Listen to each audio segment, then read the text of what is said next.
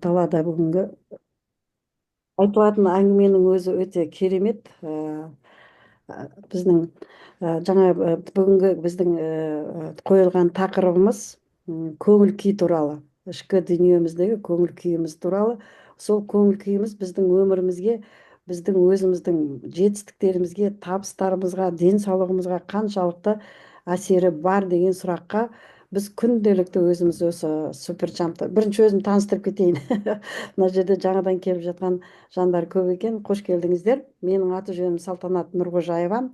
Мен Алматы қаласының тұрғынымын. Алматы қаласында тұрамын. Қазір уақытша Қытайда Шанхай деген қаладан сіздерге хабарласып тұрмын. Мен фаундер, интеллект тренер. Фаундер деген сөз мен өзімнің атыммен халықаралық тренинг орталығының қожайыны, қалаушысы деген сондай өзімнің бизнеспен айналысып жатырмын. Суперджамп деген не деген деп бір екі сөзбен жауап беретін болсақ, суперджамп деген ересектерге арналған педагогика. Бұрын соңды әлемде болмаған методика, система. Неге қазір енді ересек адамдарды оларға көмектесу керек, не үшін педагогика керек болады, соның барлығына қазір мен жауап беремін. Мен өзім Алматы қаласында тұрып жатқаныма мектепті бітіре Ғажайып салып күннен мынау келе үндемесіз салып тұрып жатырмыз. Келе салып мектепті бітіре салып келгем, ол 1978 жылдан бері осы Алматы қаласында тұрып, көп жылым, көп деген жылдарым 30 жылдан аса мен адвокат болып жұмыс істедім. Алматы қаласында азаматтық істер бойынша адвокат жұмысын істедім. Ол жұмыстан зейнетке шыққаннан кейін 2022 жылы толық тоқтатып, осы суперджампқа келдім. Енді себебі не деп сұрайтын болсаңыздар, себебі мен осы жердегі ақыл ой жаттығулары, енді сіздерге бүгінгі айтылатын сөздердің көбі онша түсінікті болмайды, өйткені бұрын соңды болмаған, бұрын соңды естімеген, еш нәрсе ұқсайтын, салыстыратын еш нәрсе жоқ. Бұл жерде толық психология деп айта алмаймыз, толық педагогика деп айта алмаймыз. Бұл жерде 4-5 мамандықтың бәрін біріктіріп, интеллект тренер, ақыл ой жаттықтырушы деген жаңа мамандықты қазір уже патенттеп, соны қазір әлемге таратып жатыр. Мен бірінші потребитель болдым. Бұл жерге келген кезде 2016 жылы өзім үлкен қызым осында алып келді. Сол интернет арқылы тапты. Ол кезде интернетті мен қарамайтынмын да, тауып осы жерге келдім. Өзіміздің өміріміздегі болған мәселелердің бәрін шешімін тауып алдық. Қызымда да болды, менде де болды. Оны енді айта беріп бермеймін деп мен тоқтаттым. Ол бәрін айта берудің қажеті жоқ деп тоқтаттым. Барлық мәселе болды. Бізде көп проблема деп айтпаймыз, проблеманы біз задачаға, өйткені біздің әрбір айтқан сөзіміз, әрбір айтқан ойымыз, біздің санамыз, миымыз оны жақсы жаманына қарамайды екен, қабылдап алады екен. Соны қабылдап алады екен де сондайды өмірге алып келеді екен. Соны бір нәрсені айта беретін болса, ол өміріңнен кетпейді екен. Сондықтан да әр сөзімді аңдып сөйлейтін болдым қазір. Әр сөзімді аңдып сөйлейтін болдым.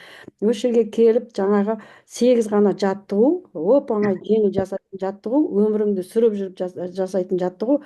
Сол жаттығуларды жан керек, денсаулыққа керек, өмірімді ұзартқым келді. Өзім алдыма қойған бір алған міндеттемелерім болды, соның бәрін жасауым керек. Енді өмірге деген махаббатым, өмір сүруге деген құштарлығым көмектескен болу керек.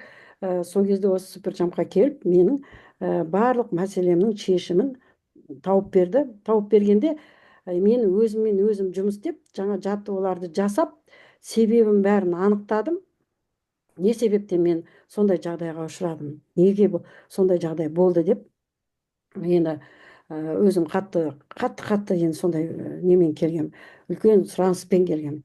Сұраныспен келген кезде соның бәрінің жауабын мен бәрін жақсылап тұрып алдым, жасадым. Өмірімде өзгеріс деген 180 деген аз болады, 360 градусқа өзгерді. Бәрі орнына түсті. Себебі, оның причинасын енді білдім. Ол менің өзімнің көңіл күйім. өзімнің айтқан сөзім, өзімнің айтқан ойлаған ойым, өзімнің мына жаңағы немді ашу ызаға соған ие бола алмадым. Негатив көп болды. Өмірге деген шағым көп болды. Соларға мен соның барлығы мына көңіл күйімнің көтере алмай, көңіл күйімді жаңа күле алмай, қуана алмай, бақыт дегенді сезе алмай, сондай күйге түсіп кеткен ғой. Сондай күйге түсіп кеткем. Сол маған сондай үлкен үлкен өмірлік жаңағы жағдайларды алып келген. Мен қалай өзім жаңа жаттығуларды жасап, оның барлығын өміріме пайдаланып, күлуді үйреніп, бақытты болуды, бақыттың не екенін түсіндім, махаббаттың не екенін түсіндім. Енді біреулерге күлкі болып келеді, махаббатты түсінбеген қалай деп. Махаббатты да түсінген жоқпын, бақытты да түсінген жоқпын мен. Жаңағы алғыс дегенді білдім, оны ойға алған жоқпын. Өйткені мен енді мән берген жоқпын, ойланған жоқпын. Ойланбай өмір сүргем ғой, ойланбай өмір сүргем. Анау іздену, оқу, кітап оқу, өсу, даму ноль, жоқ, ондай менде жоқ болды. Жаңа университетті бітірдім, казгу-ның юрфагын бітірдім, дипломды алдым. Сонымен бітті. Менің барлық білім сонымен тоқтады. Ал жеке басымның өзімнің көңіл күйімді көтеру үшін, өзімді өзім көтеру үшін, өзімнің жаңағы барлық мәселе жаңағы микрофондарыңызды өшіріп отырсаңыздар жақсы болар еді. Ешқандай жұмыс істемеген. Осы жерге сол себептен қазір көтермеген көңілді, өлікте де бар ғой, көтермесең көңілді кір басады деген. Кір басқан көңіл еш уақытта жақсылықты өзіне тартпайды. Кірлеген сана, кір басқан көңіл, оның барлығы жамандықты тартып тұрады екен. Барлық қиыншылықты тартып тұрады екен. Өмірдегі болып жатқан дүниенің барлығы мен өзіме тартып алғам. Өзіме тартып алған, соны түсіндім. Қазір енді сол сұрақты қазір бізде әлі де болса тереңірек беріп жатыр. Осы жақында ғана бізде мектеп болды. Мен сол себептен осы бүгінгі тақырыбын атадым. Сол кезде айтты бізге, сіздің жетістікке жетуіңіз, сіздің денсаулығыңыздың мықты болуы, сіздің отбасыңызбен басқалармен қарым-қатынастарыңыздың жақсы болуы, барлық саладағы сіздің табысыңыз, жетістігіңіз сіздің көңіл күйіңізге байланысты, ішкі дүниеңізге байланысты. 80%. Ал 20% сіздің еңбек сүйгіштігіңізге, әрекетіңізге байланысты. Міне, біз айтамыз ғой, таңертеңнен күнге дейін салпақтап жұмыс істеймін, 12 сағат өмірімді бердім, бұл бітпейтін проблема деп жылап өзіміз не қыламыз, соның бәрін жасап алады екен. Оны кімде айтқан? Стив Джобс та айтқан, 12 сағат жұмыс істеудің қажеті жоқ, басыңмен жұмыс істейді, головой работает. 12 сағат істеп, қара жұмысты істеп, ешкім бай болған жоқ. Күні бойы таңертеңнен кешке шейін істеп, адам бай болған жоқ. Денсаулығын жіберді, уақытын жіберді, энергиясын жіберді.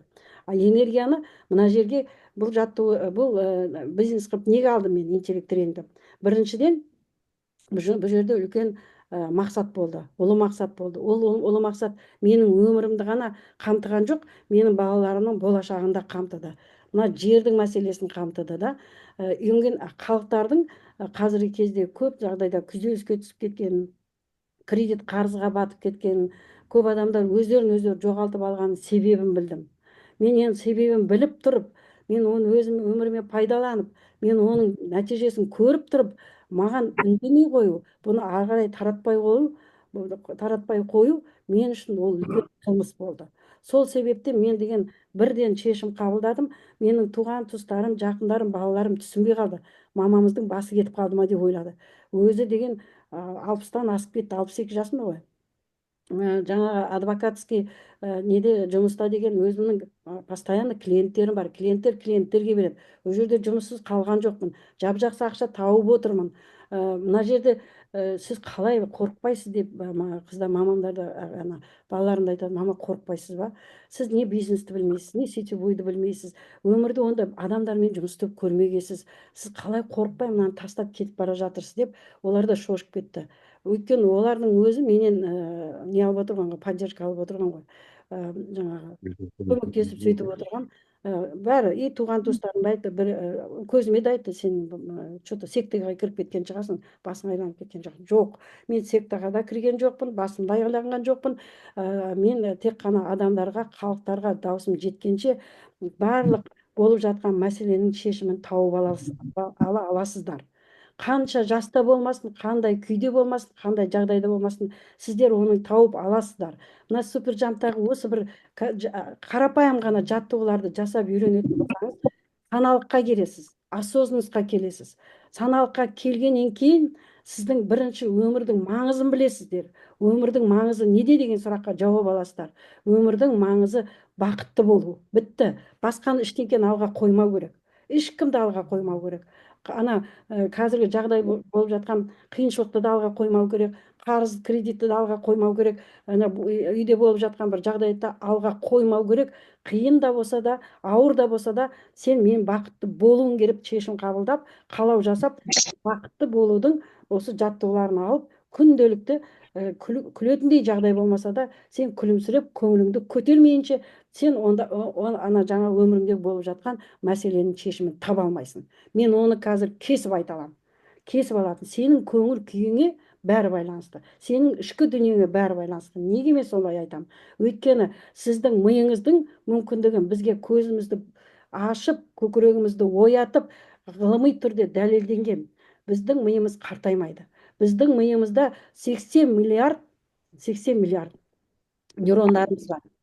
Біз миды егер өзіміз басқарып үйренсек, миға дұрыс тапсырып берсек, бізге өзімізге не керек екенін білсек, қандай өмір сүргіміз керек екенін білсек, соны анықтап айқын біле алатын болсақ, біз соның бәрін алады екенбіз.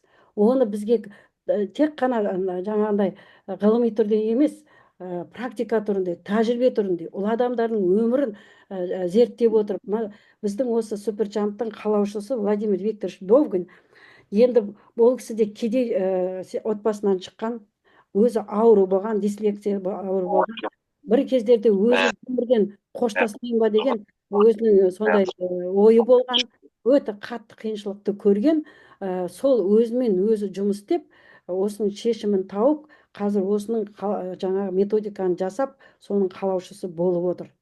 Сол қалаушысы болып отыр. Бұл кісі терең тексеріп қана қоймаған, бүткіл әлемді аралап, от востока до запада барлық жаңағы дан адамдармен кездесіп, ол адамдармен кездесіп, неге адамдарда біреулер бақытты, біреулер бақытсыз, неге бір адамдар бай, бір адамдар кедей? Сол сұрақты алдына қойып алып, сол сұрақты іздеп, наставник іздеп, зерттеп, бүткіл ғылыми түрде де тексеріп, адамдардың өмірлерін, баяндарында, тарихтарында оқып, ол кісінің де тапқаны көп адамдардың, мысалы біреулер арақ ішіп кетеді, біреулер нашақорлыққа кетеді, біреулер киномания дейді, біреулер жаңа бірдеңке иіскелеп кетеді.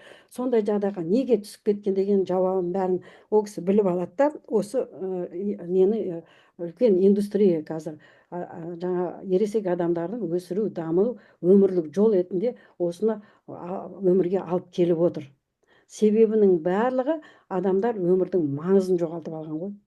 Маңызын жоғалтып алған. Ең бастысы, жаңа көп адамдардың енді ойлайтыны, енді өзінің жеке басына керектісі ғой, үй, көлік, баланы өмірге алып келу, оны үйлендіру, жаңағы бытовой барлық сол кішкентай ғана мақсаттармен жүреді. Ал адамның жанына ол кішкентай мақсат аз болады. Адамның жаны жаратылған кезде оның өзінің миссиясы бар екен, өзінің жаңағы бұл өмірге келген өзіне де ерекшелігі бар екен. Соны ол шығару керек екен. Ол деген армандауды асқақтату керек екен. Арманы биік болу керек екен. Біз армандаудан қорқамыз ғой.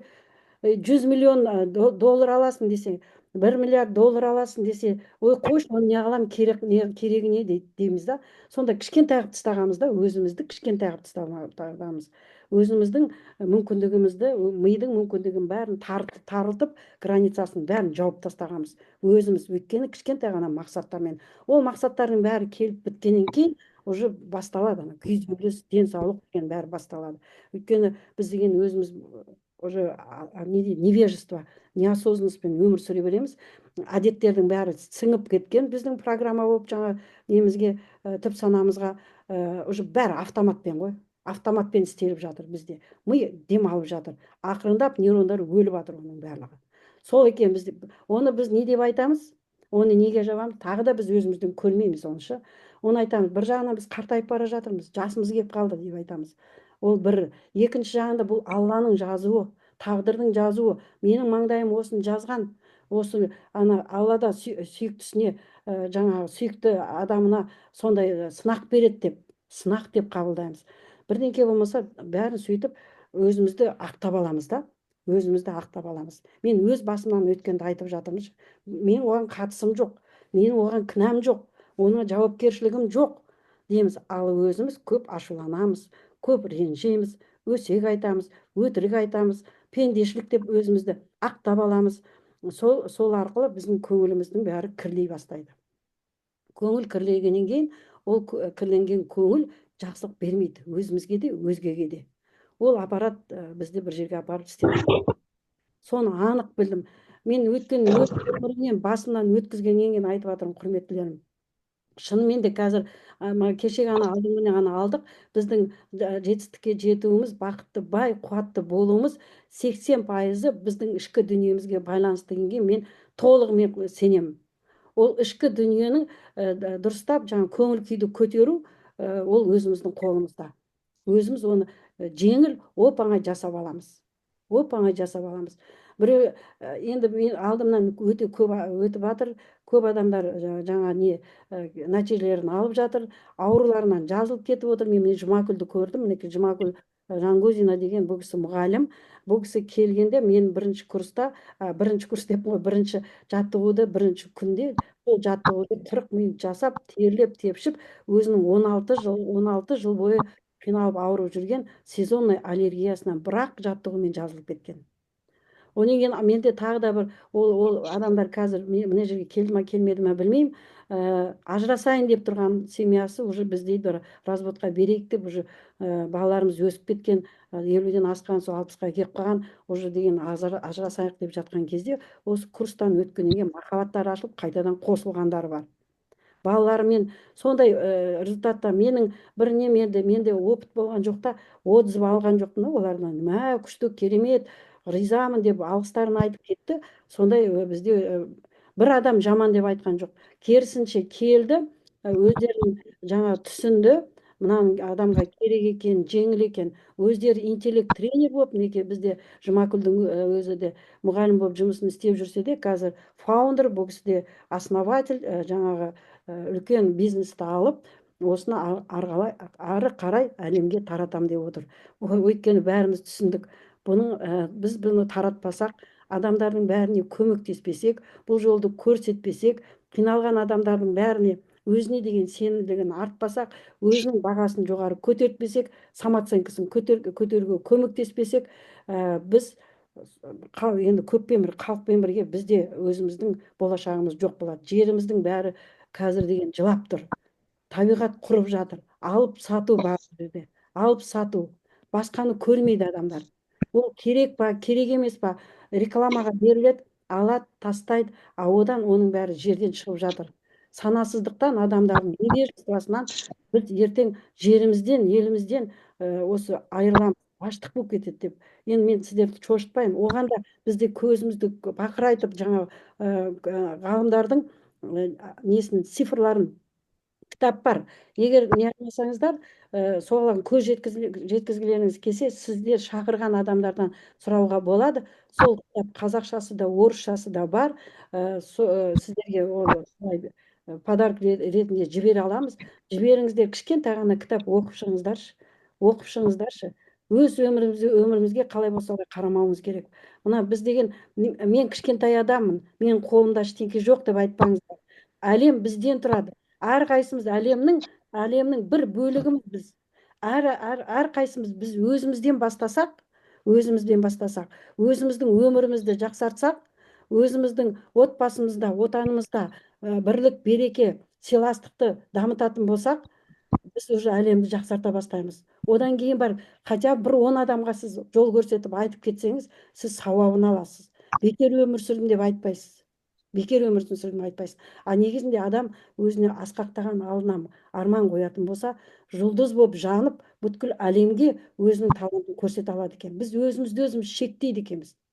Ой, осыда жетеді, ой, маған керек емес, ой, қойшы тыныш отырайын, мен оны неғылам, онда менің шатым не болса о болсын деп сондай күйге өзімізді түсіреміз да, содан кейін өзіміз қиналып жүреміз, өзіміз де жылап жүреміз, өзіміздің өмірімізде өте көп қиыншылықтар келеді.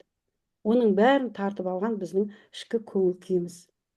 Өзімізбен өзіміз мына жерге келгенде бізді мына тағамызды ашып жатыр да, бүйтіп тартып желкемізден ұстап, сен бұдан да жақсы өмір сүруге лайықтысың, сен сүре аласың, сенің басында целый мынандай үлкен компьютер тұр, ми деген тұр, мидың беретіні көп, сен туған кезде данышпан болып тұрғансың дейді, гениальность, саған заложено дейді, 98% адам сондай данышпандықпен туған. Сен оны алып кетесің ба?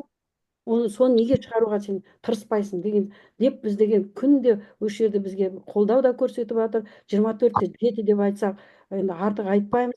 Біздің көзімізді, көкірегімізді ашып, оятып, біздің жаңадан, мысалы мен деген қазір 65-ке келем, мен өмірім жаңа басталған сияқты, сондай құштарланып, қуаттанып, энергия тасып, осыны тезірек жеткізсем екен, тезірек бақытты бай адамдардың қатары көбейсе екен, біз көппен бірге жаңағы күш боламыз деп өзім сондай шабыттанып сөйтіп тұрамын. Өйткені өте жеңіл. Бұл жерде медитация жоқ, йога деген жоқ.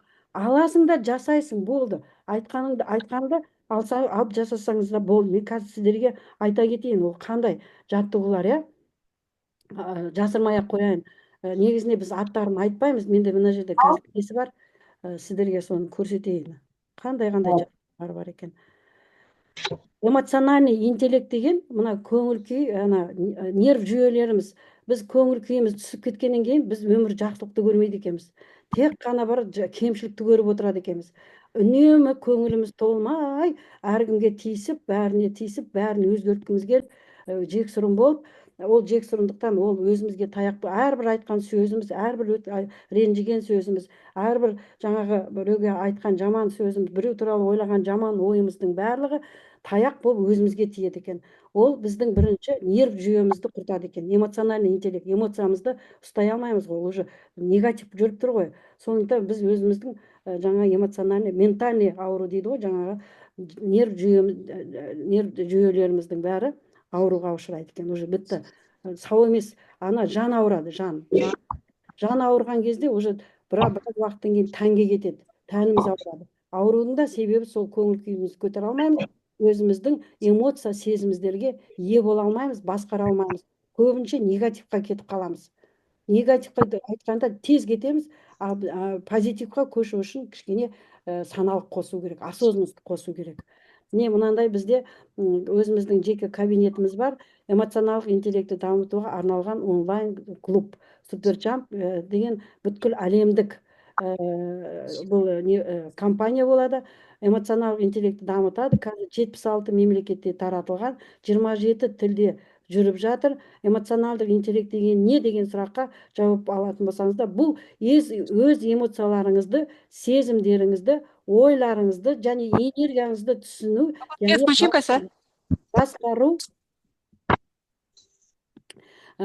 басқару, сондай-ақ басқалармен тиімді қарым-қатынас жасау және әрекеттесу дағдылары дейді. Эмоциональный интеллектті біз мына жерде дамытамыз, нығайтамыз. Эмоционалдық интеллект дамыту дағдылары. Әдет қой бізді, әдетті ауыстырамыз. Өзімізде қазір саналыққа келгеннен кейін қандай әдет мені артқа тартып, аяқ қолымды байлап тұр деп өзіңіз табасыз. Қандай әдетті сіздерге алға апармай отырған, алға сүйремей тұрған, неге сізді алға қарай жүре алмай тұрғаныңызды өзіңіз ақ тауып аласыз. Барлық білімде, даналықта, данышпандықта ішіңізде тұр. Тек қана оны тазалау керек қазір. Эмоционалдық жаңағы эмоцияңызды басқарып үйрену керек. Ойыңызды қадағалап үйрену керек. Сөзімізді қадағалап үйреніңіз. Сөз деген, ол деген қылыштан да өткір деп ана жолы тағы да менде сондай кездесу болды. сөз деген енді оның құдіретін өздеріңіз де білесіздер. Бұл жерде бәріміз ересек адамбыз, бәріміз түсінеміз, білеміз. Білгенімізді өмірімізге пайдалануды жол көрсететін осы суперджамп методикасы. Б- Сіздің бәрін білесіз, бәрін неғыласыз, соны өміріңізге пайдалануға. Өзін өзі таниды. Бірінші біз өзімізбен танысамыз. Сіздер өздеріңізді білмейсіздер, көптеріңіз танымайсыздар. Мен де танымағам өзімді. Мен мүмкіндігім бар екендігін, өстіп мен деген курс жүргізе алатындығымды, мен бірінші өзімді не қылатын, ой мен психолог емеспін, мен педагог емеспін, ой мен анау қолымнан келмейді, мынау көрінген айтқан менің әрбір айтқан сөзім миым қабылдайды да маған соны білім алсам да мен сіңіре алмайды екенмін. Мен жасай алам десем жасайды екенмін. Білем десем мен мына қолымнан келеді десем келеді екен. Жоқ, қолымнан келмейді, мен үшін бұл қиын, мүмкін емес деймін ба, дұрыс айтасың дейді. Ол мүмкін емес сен үшін дейді. Бітті, сен жоқпын, миың да қабылдамайды, өзің де қабылдамайсың. Айттым ғой мен қолымнан келмейді деп. Сол өзі көріпкел болып шыға келеміз да, сөйтіп айтамыз. А бірақ өзіміз аузымыздан, сөзімізден, өзіміздің жаңа ниетімізден тауып отырғанымызды көп адам түсіне бермейді. Мен білгем, мен осындай болғанын білгем деп айтамыз. Соны жақсы жағына қарай айтсақ қой, жақсы ғой. Жаман жағын айтамыз ғой, көп жағында жаманға қарай кетіп қаламыз. А мына жерде сен жоқ, сен жаманды ойламауың керек. Жақсыны ойласаң, сен нені ойлайсың, сен ішің немен толып тұр, соны тартасың дейді. Соны тартасың дейді. Сондықтан ішіңді тазартып, жақсылыққа толтыр. Жақсы ойла, ешкім туралы жаман ойлама деген сөйтіп бізге жаңа жаттығуларды береді. Самооценкамызды көтереді біздің. Педагогикалық әдіс екеуі біздің өзіміздің бағамызды көтереді. Көп жағдайдың барлығы, өмірдің бәрі біз үшін берілген, өмір сүру біз үшін берілген. Өмірді сол оны жақсы өмір сүру, бақытты, бақытсыз өмір сүру ол біздің қалағанымызбен болып жатыр. Біздің шешімімізбен, біздің қалауымызбен болып жатыр. А біреулер айтады, кім қалайды мен бақытсыз болайын деп ешкім айтпайды дейді. Кедей болайын деп ешкім айтпайды дейді. Ондайды ешкім қаламайды дейді. Бұл да мінекей түсінбестік. Қаламаймыз, өйткені білмейміз. Біз өзіміздің сөзімізді, ойымызды қадағалай алмаймыз. Біз не айтып жүргенімізге мән бермейміз. Ойлануға уақыт бөлмейміз. Менің аузымнан не шығып жатыр? Мен не ойлап отырмын қазір? Басқа адам тұрып үшін не ойлап жатырмын? Басқалар туралы не айтып жатырмын? А біз тез аузымызға келеді, тез айта саламыз. Мысалы, біреудің баласы мынандай болып қалыпты, ойбай, біреудің қызы мынандай болып қалыпты дейміз. Ал соның бәрі айланып өзіміздің өмірімізге кіретінді біз білмейміз. А мына жерге келген кезде есімізді жидық қой, аузымызды тыйдық қой. Әйтпесе өсек айтатын, өсекті жақсы көретін адамның біреуі мен болатынмын. Біреудің сыртынан өсек айтып, біреудің кемшілігін айтқанда алдыма адамды салмайтынмын. Сондай ғой, енді өзім адвокатпын. Ондайды кінәлап шығуды оп-оңай жасай салатынмын. А оның бәрі өзінің өміріме таяқ болып тиіп жатқан, денсаулығын құрып жатқан, өзімнің жаңағы нервім бәрі құрып жатқан, бүлініп жатқанын мен ол кезде білген жоқпын. Өзім жасап жатқанымда. Білгеннен кейін оны да түзетіп алуға болады деген кезде мен қуанып кеттім. Кез келген нәрсенің шешімін тауып алуға болады. Өзіңмен өзің жұмыс істеп. И мына жерде бізге барлық инструментті беріп отыр. Өзіңді ынталандыру, эмоционаларды басқару, қатынастарды басқару, басқаларға көмектесу, стрессті жеңу. Мінекей мына жерде барлығы жазылып тұр. Мына осында қысқаша осылай біздің ең басты бұл бірінші рет шығып отыр, әлемде теңдесі жоқ. Бұл енді қалай беріледі деп сұрайсыздар, бұл қалай беріледі?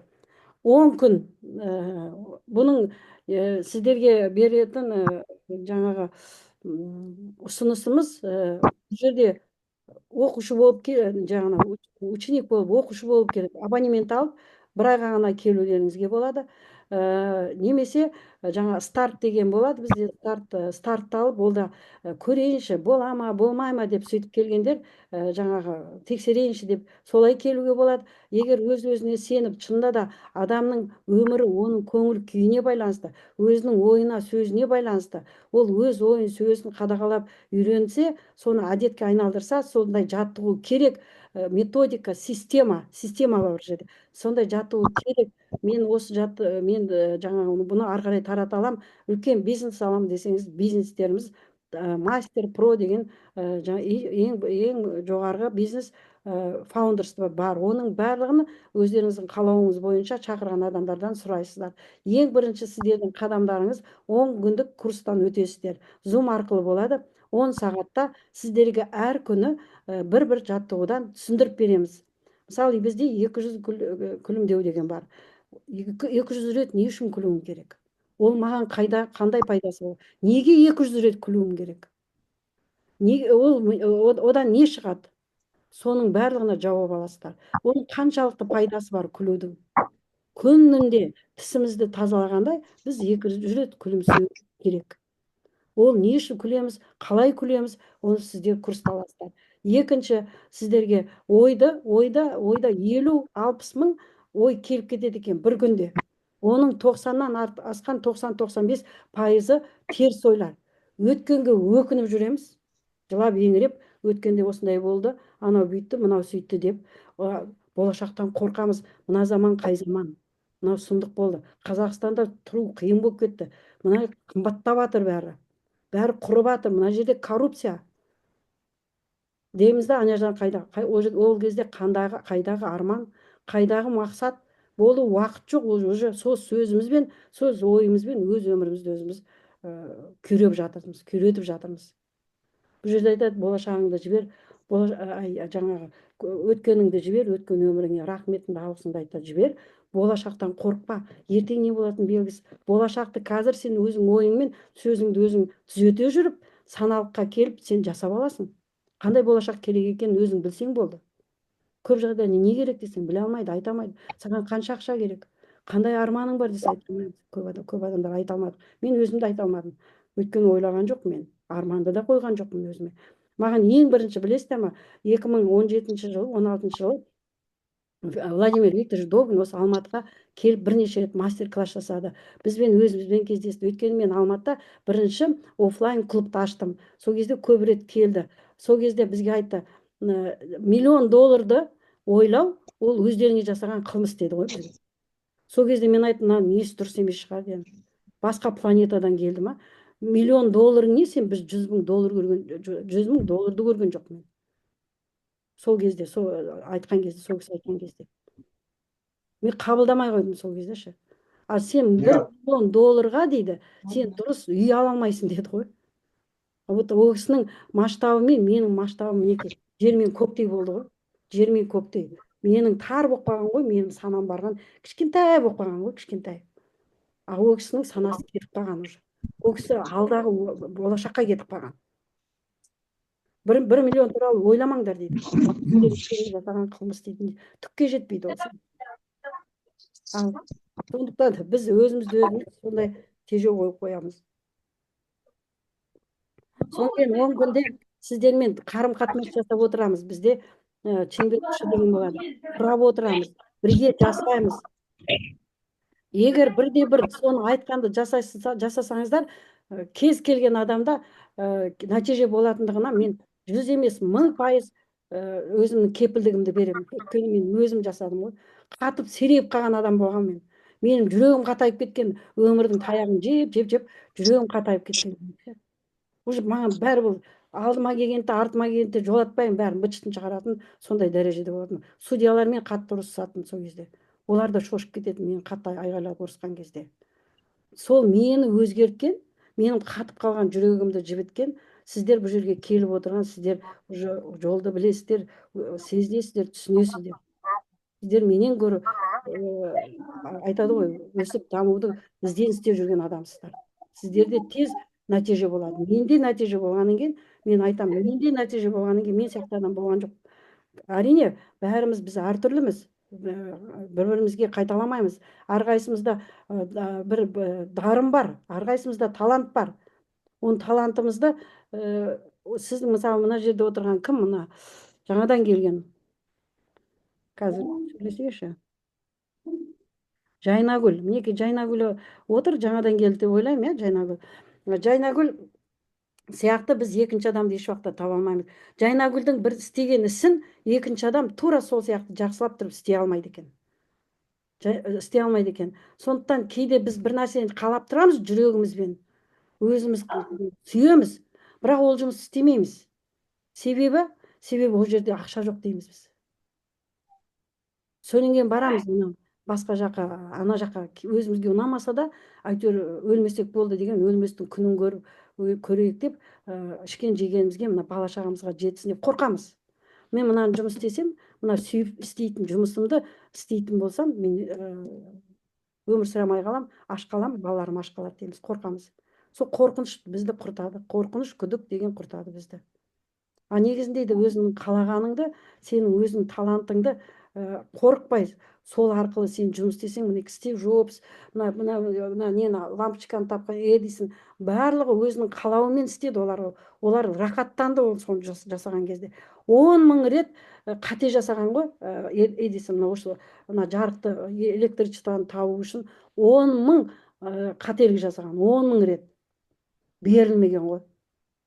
Сен бір жақсы көрген ісіңде сенде қанша кедергі болса да, қанша сенде қолынан келмесе де, сенімді болсаң жарып шығады екенсің. Соны бізге дәлелдеп берді. Өзің енді өзіңе мықты болсаң, өзіңді өзің жеңіп, өзің сенімді боласың. Сенімді болатын. Сондықтан да бізде бірінші сізді тұлға ретінде сіздің жаңағы рухыңызды қатайтып, өзіңізге деген сеніміңізді арттырып, өзіңізге деген бағаңызды көтеретін осы жаттығу жаңағы ойды қадағалайтын инструмент береді. Ойға, сөзге өте көп мән береміз. Одан кейінгі жаттығуымыз біздің денемізді дұрыс ұстау, омыртқамызды дұрыс ұстау. Осанка королева дейді, не қылғанда патша мен мүсіні деп аталады. Ол не үшін керек бізге? Соны айтады. Неге біз өзімізге үнемі өзіміздің немізге, омыртқамызға мән беріп жүруіміз керек? Оған қарап жүруіміз керек, оны тік ұстап жүруіміз керек. Соған жауап аласыздар, соған жаттығу аласыздар, бірге жасаймыз, өздеріңіз түсіне бастайсыздар. Омыртқасы сау адамның дені сау ғой, өмірі сау болады. Омыртқасы сау адамның өмірі де, дені де сау болады.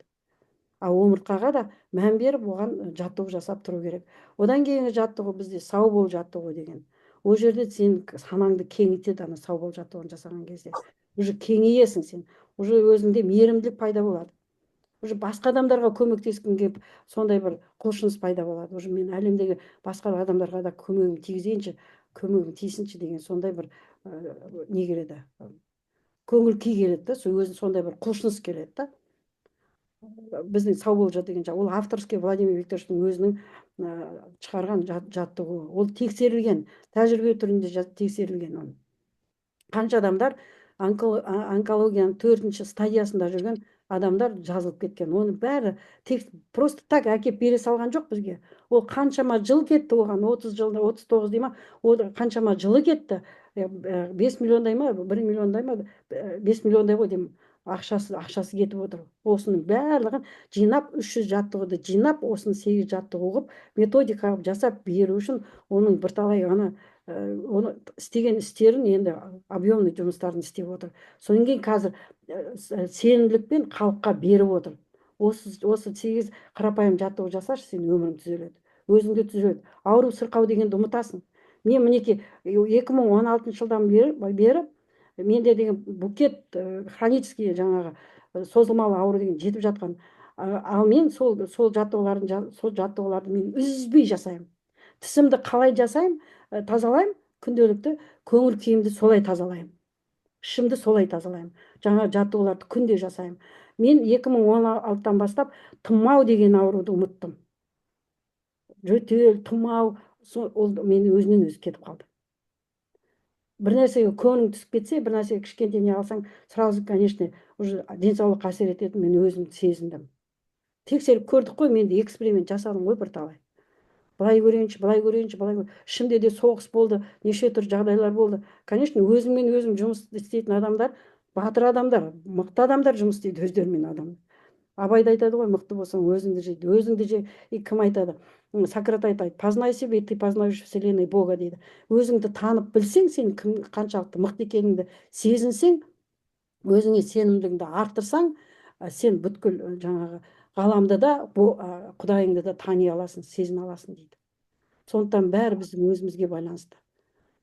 Сау бол жаттығу соны сіздерге көздеріңіз жеткізіп тұрып, жаңа жаттығуды сүйіп кетесіз ғой. Оған махаббатыңыз ашылып кетеді ана жаттығуға. оны деген күнделікті мен өзім жасаймын, рахаттанып тұрып жасаймын ол жаттығуды. Одан кейінгі жаттығуымыз мен өзімнің сезімімнің қожайынымын. Эмоциямызды қалай қадағалау керек, не істеу керек? Ой, ол жаттығу енді өздеріңіз білесіздер. Эмоция деген бірінші деген шарт ете қаламыз, сарт ете қаламыз, бір нәрсе ренжи саламыз, бірдеңеге көңілімізді. Енді соны тоқтатуға тағы да мықты адамдардың қолынан келеді. И біздің ана жаттығуымыз көмектесетін болады. Одан кейінгі жаттығуымыз біздің сөз арқылы өзімізді жаңа тұлға ретінде қалай жасауға болады, өзіміздің болашағымызды қалай көз алдымызға елестетіп, болашақта қандай күйде боламыз, қандай өмір сүреміз, соған көмектесетін, соны тездететін жаттығу бізде аудиотренинг деп аталады. Одан кейінгі жаттығу бізде улы ақпараттан қорғану. Қазір біз информационный век дейді ғой, ақпараттың астында қалдық қой біз бәріміз. WhatsApp-ымыз бар, Telegram-ымыз бар, Facebook-ымыз бар, Instagram-ымыз бар, TikTok-ымыз бар. Бітті, бәрібір бала шағамызбен бәрімізде бір телефон аламыз, бір-бірімізбен дұрыстап сөйлеспейміз қазір. Соларды қалай құтқару керек? Ол не үшін керек? Ақпаратты сізге қандай зияны тиеді? Оның сол жаттығуды неге орындау керек? И ол сізге қандай пайдасы бар? Одан кейін жаттығу ұлы мақсатсыз, асқақтаған армансыз сіздің энергияңызда аз болады.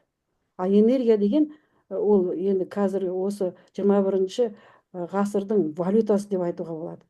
Уақыт емес, маңызды емес. Уақыт деген энергиясы жоқ адам, қуаты жоқ адам ұйықтай береді, жата береді. Одан кейін барып отбасына тиіседі, жақындарына тиіседі, анамен ұрсады, мынамен ұрсады. Сөйтіп, өйткені білмейді, өмірдің маңызын жоғалтып алған ғой. Өзінің кім екенін танымай қалған. Ондай кезде тек қана негатив қой. Өзінде улап жүреді, өзінің жанындағы жақындарын, туысқандарын да улап жүреді. Ұрыс, керіс, сондай бір мазасыз өмір басталады. Ондай жерде айтады ғой, ондай бәрі энергияға келеді дейді ғой. Ақша да энергияға келеді, жақсылық та энергияға келеді дейді. Бәрі көңіл күйімізге байланысты. Көңіл күйімізді тазалап үйрететін осы біздің 8 жаттығуымыз. Енді бізде бәрі просто дейді ғой. Просто деген сөзде рост бар дейді, өсу бар дейді. Қиындатпайсың, жаймен жасайсың, өміріңді сүріп жүріп жасайсың, көп уақытың да кетпейді. Жаңағы жаттығуларға бір кетсе, бір мысалы күлкі жаттығуына бір 7 минут кетеді. Ана енді душқа постоянно түсесің. Басқа жаттығуларды енді осанкаға тағы бір 10 минут уақытың кетеді. Жаңа омыртқаңды дұрыс ұстау үшін. Енді физкультураны бәріміз жасаймыз ғой, енді өзіміз үшін жасаймыз. Бәрі сол өзіңнің неге омыртқаңа байланысты не жасасаң болды, жаттығу жасасаң болды. Не, сондықтан бұл біздің суперджамп әрбір отбасына керек, әрбір адамға ойлана алатын миы бар адамның бәрі түсінетін болса, мен түсіндіріп айтуға тырысып жатырмын да қазір сіздерге. Түсінсе екен, жетсе екен менің даусым деп. Ең болмаса қызығушылық көрсетіңіздерші, өздеріңіздің өмірлеріңізге қызығушылық көрейінші, мына барып мынаны жасап көрейінші. Менің өмірім қымбат қой. Кім өмірін өзін жаңа өмір сүргісі келмейді, кім бақытты болғысы келмейді, кім бай болғысы келмейді, кім жаңағы емін еркін өмір сүргісі келмейді. Бәріміз емін еркін өмір сүргіміз келеді ғой.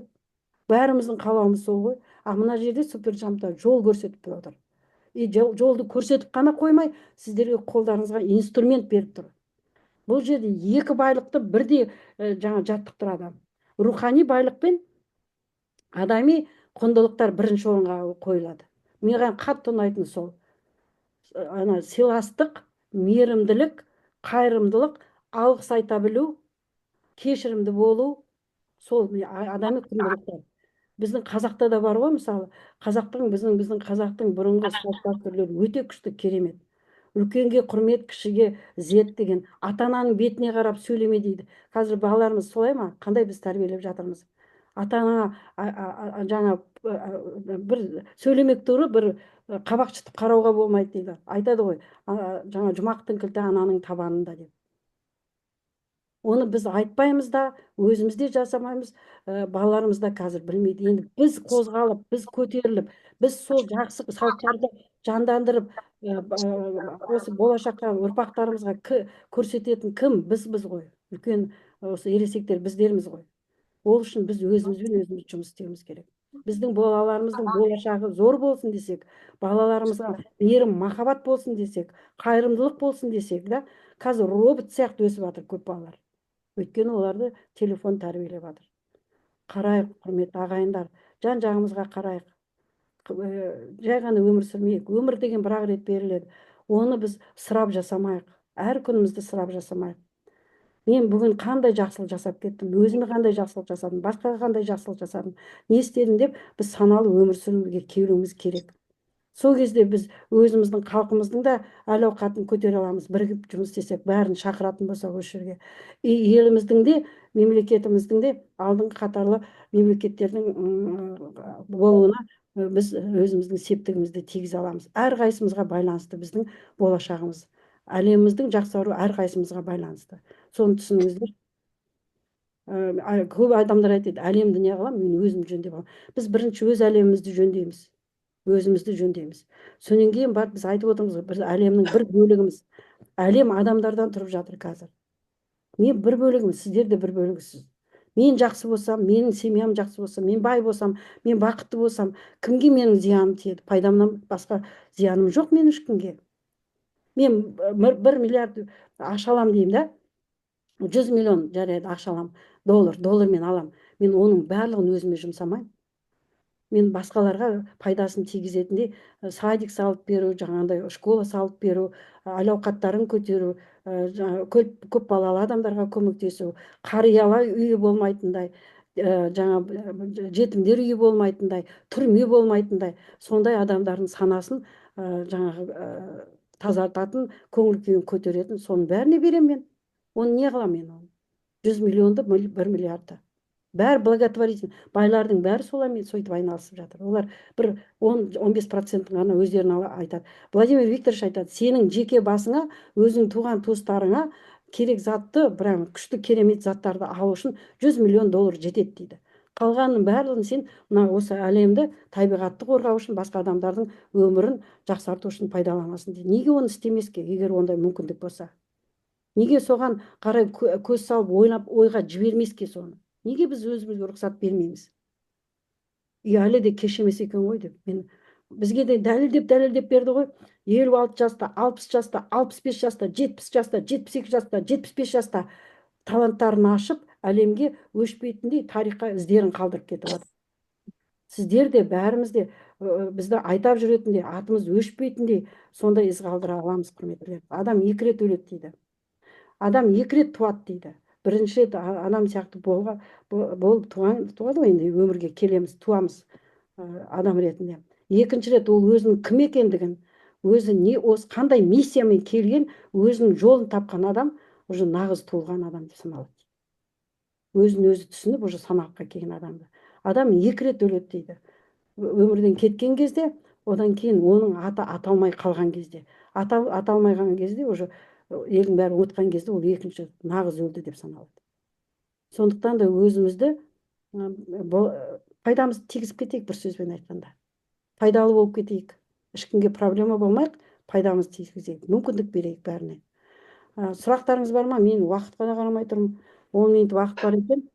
Сұрақтарыңыз бар ма жаңадан келген осында қатысушылар? Бүгін жаңадан келген қатысушылар өте көп. Рахмет келгендеріңізге. Барлықтарыңыздан сұрайтыным, сіздер шақырған интеллект тренерларға сеніңіз, өзіңізге де сеніңіз. Бұл мүмкіндік бекер емес. Случайность деген не случайность деген болмайды. Сіздер шынымен де осы жолға, сіздер өздеріңізге керек болып тұрсыздар, сіздер басқа адамдарға да керек болып тұрсыздар. Бекер келген жоқсыздар. Сондықтан да дәмін татып кетіңіздер. Жаттығуды көріп, бойларыңыздан өткізіп, бұл жерде еш нәрсе жоғалтпайсыздар. Ең бастысы бар ғой, біз сондай өзіміздің осы өнімімізге, біздің өніміміз адамның бақыты. Өнімімізге сондай өзіміз жаңа жаттығуларымызға сенімділігіміз сондай біздің. Сіз келіп, видеоңызды ашып, сол тренердің берген жаттығуын бірде-бір тура шын жүрекпен, көңілмен жасасаңыз, сізде өзгеріс болады. Өсу болады, даму болады. Өмірлік өсу, даму жолына түсесіз. Егер сіз бәрін ашып отырып, бәрін қабылдап отырып, 10 күннің ішінде сізде ешқандай өзгеріс болмаса, спокойно сіз ақшаңызды қайтарып аласыз. Бұл жерде шындық, шынайылық, әділеттік бірінші орынға қойылған. Бәрі шынайы, бәрі шындық, бәрі патенттелген. Біз налогымызды төлеп отырмыз, ИП-мызды ашып отырмыз. Бухгалтерия бар Алматыда. Бұл жерде заңды түгел. Бәрі ашық, прозрачный дейді ғой, бәрі ашық бұл жерде. Бізге келіп жатыр, жан жақтан ақылды адамдар келіп жатыр, психологтар да келіп жатыр. Ақылды адамдар көп қой бізде. Келіп көріп жатыр, көздері жетіп жатыр. Қандай жеп жеңіл, біз деген қиындатамыз. Көп адамдар дейді, қиындатып жібереді дейді. А біз мына жерде жеп жеңіл бәрін аламыз дейді. Сұрақ қойыңыздар, мен тоқтатайын өзімді. Бір беріп кетсем тоқтатамай қалатыным бар, сондай. Айтқым келеді, жүректен жүрекке жеткізгім келеді. Осы жерге келген адам бекер кетпесе екен, дәмін татып көріп келсін. Мен сіздерді танымаймын. Мен сіздерден пайда маған түспейді да. Сіздердің кім екендеріңізді де білмеймін. Тек қана менің мақсатым осы Қазақстанымызда саналы, сапалы, бақытты, бай адамдардың қатары көбейсе екен деп. Жұлдыз болсын. Біз өте талантты халықпыз, қазақ халқы. Біздің қанымыз басқаша. Біздің Димашымыз бүкіл әлемді дүр сілкіндіріп жатыр ғой. Мен Америкаға барған кезде, Южный Америка, жаңағы Боливия деген қайдағы бір алыс екен сондай. Сол жаққа барған кезде мен Қазақстаннанмын деген кезде Димаштың родинасы ма деп сұрады ғой. Мен таң қалдым ғой. Ол кезде деген қашан мен бардым? 22-ші жыл бардым. Ол 30-ға да толмаған ол кезде. Міне, ол да біз сияқты адам ғой. Димашта. Ол өзінің сүйікті ісін жанымен, тәнімен өлең айтқан кезде ол бар ғой, беріліп кетеді ғой. Сүйеді өзі. Махаббатты енді түсінеді ол. Әке шешесін қалай сыйлайды. Адамгершілігі қандай күшті оның. Философиямен айналысады ғой. Мына жерде философия. Бізде не бар? Педагогика бар, философия бар, психология бар, предпринимательство бар, лидерство бар, көшбасшы. Көшбасшылық керемет школа бар. Сен көшбасшылық қасиетті бойыңа сіңіруің керек. Көшбасшылық неден басталады? Бірінші өзіміздің өмірімізге жауапкершіліктен басталады. Мен жауаптымын. Менің өзімнің өміріме, өзімнің жақындарымның өміріне мен жауаптымын. Мен толық жауапкершілікті мойныма аламын деп. Сөйтіп содан басталады. Сол, құрметтілерім. Сұрақтарыңыз болса қоя қойыңыздар. Гүлнара, мына жақта. Ұйықтап қалдыңыз ба сіз?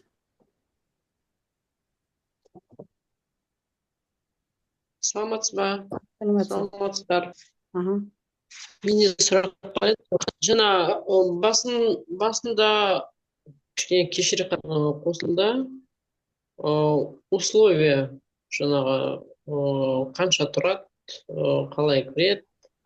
Иә, бұда кім? Айнара ма? Айнара, иә, сұрақ қойып жатқан. Айнара, иә, мен оған жауап бердім басында. Бұл жерде бізде бірнеше ұсыныс бар. Сіз тек қана абонементпен кіруіңізге болады. Абонементтің қанша тұратындығын сізді шақырған интеллект тренер өзі айтады. Өйткені бізде минимальный бар, 20 мың. Максимальный оны адамдар өздері, интеллект тренер өздері қояды.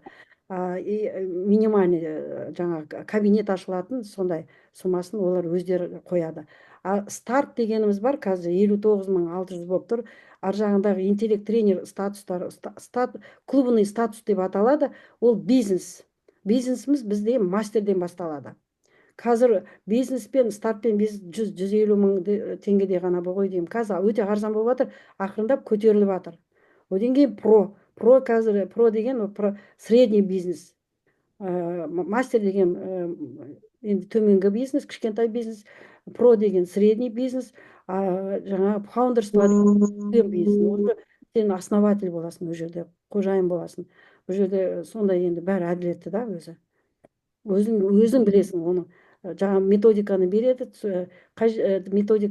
системаны береді, кабинетті береді, сайтты береді, партнерский программаны береді, толып жатқан методиканың бәрін слайдтарымен, сөздерімен дайындап береді.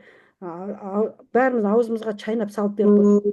Бизнес деген осындай болса, оның бағасы енді ол 3 миллиондай тұрады. Фаундерствоның. Ол фиксированный баға ол жерде бәрі. Скидкалар бар ол жерде. Rồi. Ai cho như mình. ау тағы сұрақтарыңызды қойыңыздар.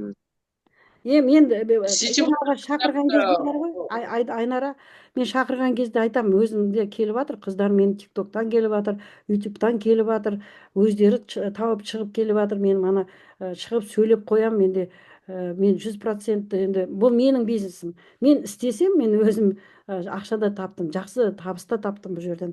Мен шақырғанда айтамын, жарайды, бизнес туралы сөйлемей ақ қояйықшы қазір. Сен бірінші келіп, жаңа стартты ал. Ертең егер сен қазір абонемент алсаң, оның бір айдан кейін күйіп кетеді. Мысалы, сен 20 мың ол да ақша ғой. Одан да сен стартты ал, жаңағы ар жағынан 40 мың тап та, 60 мыңға старт ал. Ары қарай апгрейд жасағанда жаңа экономия болады. Сэкономленный деньги, заработанный деньги ғой, онда ақшаны да құрметтей білесің, сыйлай бересің. Одан да старт ал. Ұнамаса ақшаң қайтарылып беріледі. Ештеңе жоғалтпайсың сен. А жаңа сен теген абонементті ғана алсаң, 20 мың болса да ол күйіп кетеді. Ана жерден 20 мыңды сен экономить етіп қаласың. Одан кейін сен бәрібір мастерға барасың. Бізде келді бәрі. Старттан бастады, мастерге келді, не келді. Өздері жаңа бизнесті алып отыр. Мынау жақсы ғой. Международный тренинговый центрдің қожайыны, владелец, основатель. Айнараның атында деген. Онлайн жүргізсең болады, офлайн да ашсаң болады. Саған бәрін мүмкіндікті беріп қойды. Өзің білесің, қалай жүргізесің, қайтесің. Бірақ саған барлық маршрутты жасап қойды. Мынандай жасайсың, былай істейсің. Барлық материалды беріп қойды, дайындап.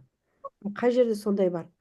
Қазір мен өзім қарадым, бізде Алматыда көп екен. Жаңа адамдардың өсіру, дамырумен айналысатын тренерлар, бизнес тренерлар дейді, жай анандай коучтар, солар бар екен. Олар ешкім сіздерге системасын бермейді ғой, методикасын бермейді ғой. Сен өзің жасадың, сен пайда көрдің, саған бизнес керек болса ала қойшы деп айтпайды, иә? Бар ма сондай жер? Мына жерде айтады, сен өзің өсесің, дамыдың, өзің пайдасын көрдің. Егер сен оны жоқ дегенде таратып, жаңағы тағы да дополнительно ақша. Батарейкасына келші. сіз өзіңіз қай жылдан бері осы салада жүрсіз? Мен деген 22-ші жылдан бастап. 22-ші жылдан бастап осы салаға адвокатскийді қойып, 22 адвокаттықты прямо бір-ақ күнде заявлениені жазып кетіп қалдым. Елдің бәрі шошып кетті. Қалай солай, сен тастай саласың да кете саласың, қорықпайсың ба? Қорыққан жоқпын, менде сенімділік өте болды. Бұның болашағы зор екенін де білдім. Бәрін мен өзім түсініп тұрмын, көріп тұрмын. Мен өмірімді өзгерткен кез келген адам өзгертеді. Мен бұны таратуым керек, кетіп қалдым. Бірақ Айнара, мен 22-ші жылдан бастап 100% осы жерде отырмын деп айтпаймын. Мен деген жолым ашылып кетті. Жолым ашылып кетті де 2 жылдан бері мен өмірі саяхаттамаған адам саяхаттап талай жерге барып тастадым мен өзім. Сондағы менің доходым, мен балаларымнан ақша алған жоқпын. Ешкімнен ақшаны алған жоқпын. Пенсияны өздеріңіз білесіздер, ол саяхаттаға жарамайды. Осы суперджамптан мен 100% істемесем де, бір 50%, 40% шығар істей қоямын. Сол жерде маған жақсы табыс тауып, менің саяхаттап жүруіме, емін еркін жүруіме көмектесіп жатыр. Өйткені мен де сөйтіп шақырдым. Мен реклама берген жоқпын. Мен таныстарымнан бастадым. Келе қойшы.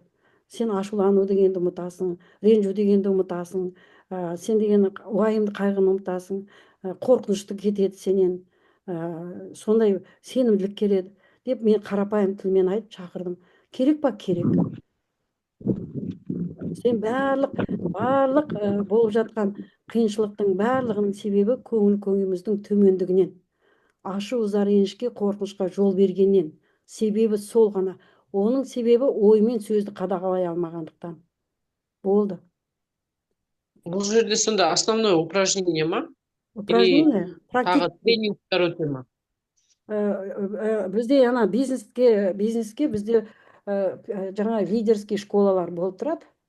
Күнде болады. Көмектеседі енді, көмектескен де бар ғой, біз деген еркелетеді ғой, мына жерге. Еркемін ғой, еркелеп жүріп алып жүрмін ғой, сол ақшаның бәрінше. Мені сүйрелеп жүр ғой. Менің алдымда отырған тренерлар жүргізеді, анау шақырады, мынаны шақырады. Соңын ойланып қаласың. Бүткіл әлемнен сөйлеп жатқан кезде ойланып қаласың. ой, әрбір біздің кездесуіміз менің бір нейронымды ашып кетеді ғой. Менің өзіме деген сенімділігімді арттырып кетеді ғой. Энергия беріп кетеді ғой. Күнде. Бүгін 76 жастағы жаңа Раиса Климова Қазақстанда тұрған, қазір Азербайжанда ма, Қазақстанда білмеймін, 76 жаста жасарып кеткен ғой. Мен білем ғой, мына жерде мен осы жерде потребитель болдым ғой 16 жылдан бастап. Кім келді, кім кетті, кім қалай келді, бәрін білем ғой мен.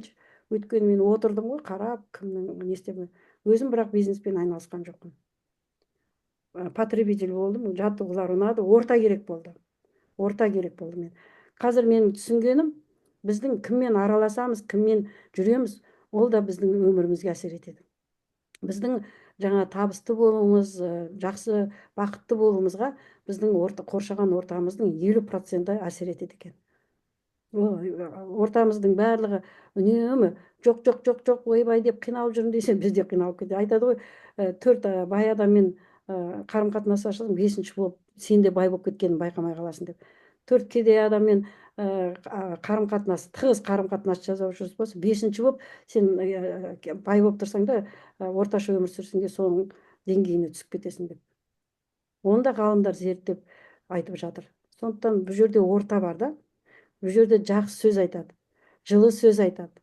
Бұл жерде анандай позитивті, саясатты, дінді еш уақытта қозғамайды. Сені көтермелеп, сені анаңнан естімеген, ағаңнан естімеген, атаңнан естімеген әдемі сөздерді айтқан кезде жүрегің елжіреп, қуанышқа бөленіп, бақытты болып кетесің ғой. Сол бізді бақытты жасайды. Біз сөз деген бар ғой, адамның өлтіретінде бір ауыз сөз адамды өлтіріп тастауы да мүмкін, бір ауыз сөз адамның талантын ашып, ұшырып жіберуі де мүмкін. Осы жерде көріп жатырмыз соның барлығын. Сағат қанша болды? Ой, 23 болып. 8 болды. 23:00 болыпты. Мен Шанхайдамын ғой, 11 болыпты түнгі.